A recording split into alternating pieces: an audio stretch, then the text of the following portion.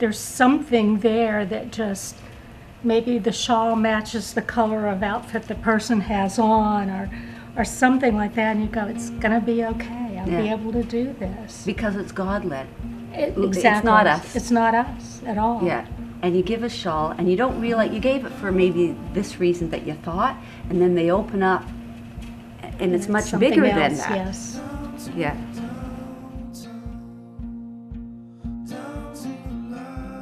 And I think Joe and I were in a disciple group together, and I had seen that the prayer shawl ministry in the newspapers. I had seen a clipping of one that's in McKinney, and I kept on talking to the group, and I had gotten a book about prayer shawl ministry, so I did want to initiate a ministry. I knew that, and it was a member of Trinity who had a very premature baby, and I wanted to do something for her.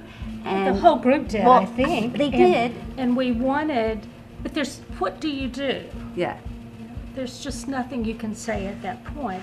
So Patricia came up with the prayer shawl idea, which was so perfect because we prayed so much for this young mother and her child.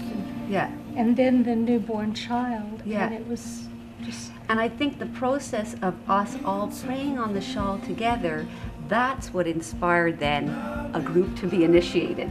You could have heard a pin drop, Yeah. except for the sniffles, the tears, as that shawl went around and each one of us prayed over that shawl. It was an amazing thing. It was the moment where I said, I can't knit, but I must make sure we have a prayer shawl ministry. Must. And so it took us about 3 months to teach people how to knit, start organizing a time to meet. So it wasn't until January, I think, that we had our first real prayer shawl meeting. Yeah, yeah. And it is an ecumenical ministry, and to me that was important too.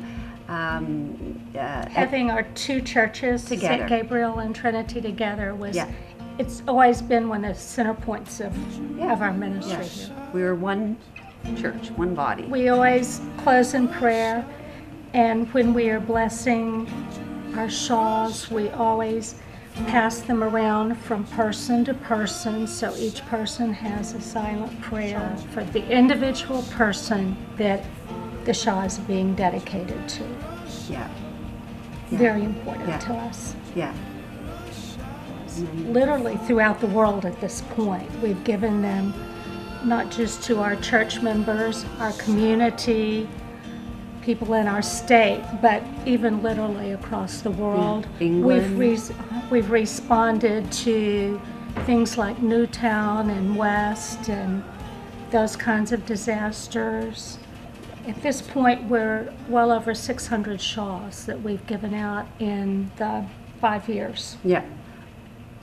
There's so many layers in this ministry. It's not just the person who receives it. It is us. It's first God's love, the tangible receiving of this shawl. But someone in our ministry, she was going through breast cancer, and she was having great difficulty. Well, not great difficulty, I shouldn't say. It just was something that helped her through her treatment, knitting, and then giving away these shawls. And the people who would receive these shawls were so awestruck that in her hour of difficulties with the surgery, the chemo and everything, was giving them shawls. It was just a moving experience. I think one story that really hit my heart was that one of the girls had phoned me and said that she had given a shawl away to a good friend of hers. She had been knitting it for this friend through her treatment for cancer, and that her husband came and told her after the death that as she was dying, she was, clutching the shawl, and that now I'm not sure how the decision was made, but she was cremated in the shawl. Sometimes we knit shawls and we don't realize how important they are, and I think that one really showed how important this ministry is.